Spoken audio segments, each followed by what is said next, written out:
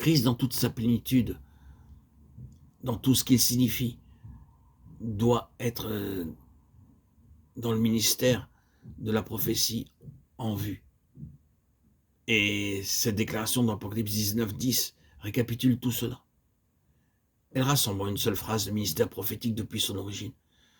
Je pense que le ministère prophétique a commencé le jour où il a été déclaré que la postérité de la femme écraserait la tête du serpent, et qu'il s'est prolongé par Enoch, qui a prophétisé « Voici le Seigneur est vu », Jude chapitre 14, et ainsi de suite depuis lors. Tout cela se trouve récapitulé à la fin du livre de l'Apocalypse dans cette pensée que le témoignage de Jésus est l'esprit de la prophétie. C'est-à-dire que l'esprit de la prophétie du début à la fin est tourné vers le témoignage de Jésus. L'esprit de la prophétie l'a toujours eu, lui, en vue, depuis la première déclaration.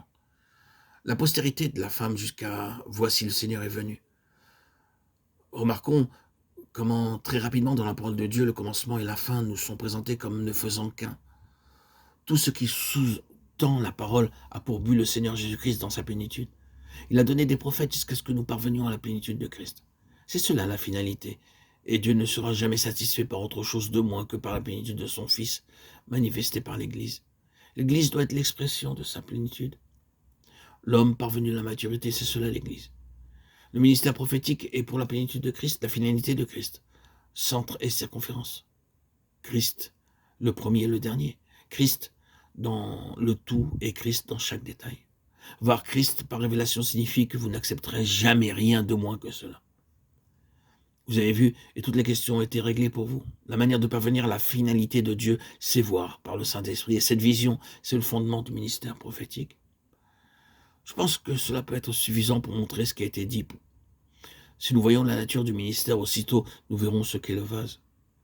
Ce vase, ce peut être des individus accomplissant un tel ministère, ou il peut être collectif.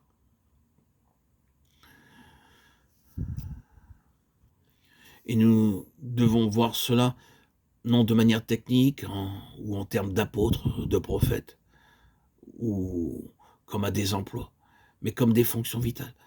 Dieu est occupé à ce que l'homme et la fonction correspondent l'un avec l'autre. Il ne se préoccupe pas de l'homme et de son professionnalisme, ni de sa position officielle avec un titre, quel qu'il puisse être. Le vase doit être conforme et l'onction doit accréditer le vase.